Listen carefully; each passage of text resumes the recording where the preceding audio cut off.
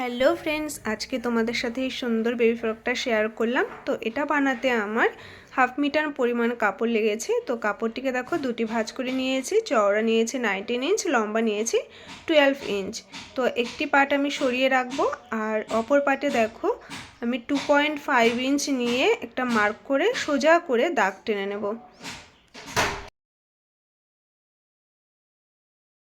এরপরে সাইড থেকে 1/2 ইঞ্চি মুড়িয়ে যেখানে দাগ কেটেছিলাম সেখানে একটা সোজা করে সেলাই দিয়ে নেব। তো দেখো এখানে আমি সেলাইটি দিয়ে নিয়েছি। এরপরে সেলাইয়ের পর থেকে 1/2 ইঞ্চ পরিমাণ আরও একটি সেলাই দিয়ে নেব।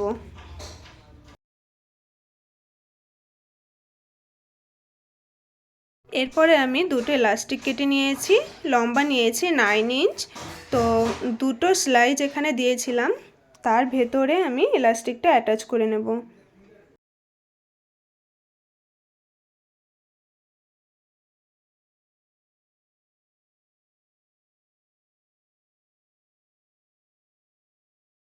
তো সাইড থেকে প্রথমে ইলাস্টিকটা এইভাবে সেলাই করে নেবে যাতে খুলে না যায়। তো ইলাস্টিকটা অ্যাটাচ করা হয়ে গেছে। এখন দুটো টুকরো কাপড় নিয়েছি। তো এর চওড়া নিয়েছি 13 ইঞ্চ, লম্বা নিয়েছি 4 ইঞ্চ। তো দেখো 4 ভাঁজ করে মিডিল থেকে আরও একটি ভাঁজ দিয়ে একটা শেপ দিয়ে নেব। তো এইভাবে কোণ করে কেটে নেব, নিয়ে এখানে আমি কুচি সেট করে নেব। তো দেখো সোজা দিক থেকে এইভাবে সাইড বরাবর বড় একটি সেলাই দিয়ে নেব।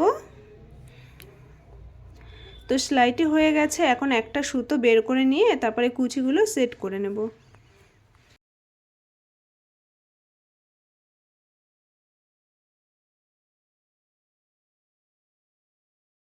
তো এরপরে আরও দুটো টুকরো কাপড় নিয়েছি। এর চওড়া নিয়েছি 10.5 ইঞ্চ এবং লম্বা নিয়েছি 2.5 ইঞ্চ। এরপরে কুচিটা এইভাবে সেট করে নেব।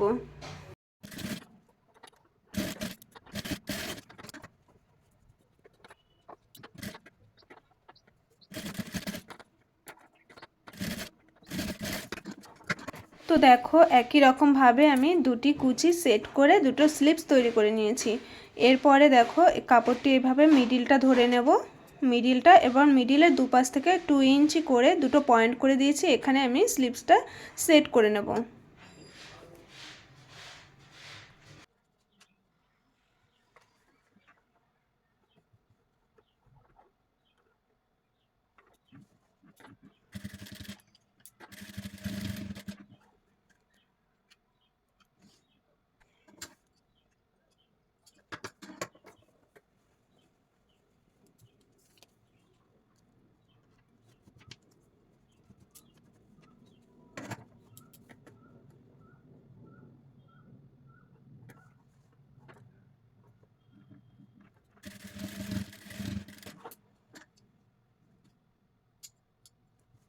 তো একই রকমভাবে অপর হাতাটিও অ্যাটাচ করে নেব।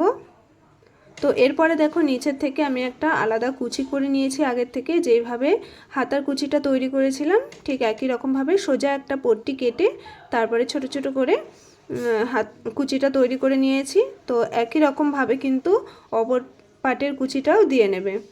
তো ওপর থেকে দেখো একটা চাপ সেলাই দিয়ে নিয়েছি। তো এরপরে দুটো সাইড সেলাই করে দিলেই আমাদের ফ্রকটি তৈরি হয়ে যাবে। তো বন্ধুরা, বেবি ফ্রকটি কেমন লেগেছে তোমাদের অবশ্যই কমেন্ট করে জানাবে। আর ভিডিওটি ভালো লাগলে লাইক কমেন্ট শেয়ার দিয়ে সাথে থেকো। তো আবার দেখা হচ্ছে কোনো নেক্সট ভিডিওতে। টাটা।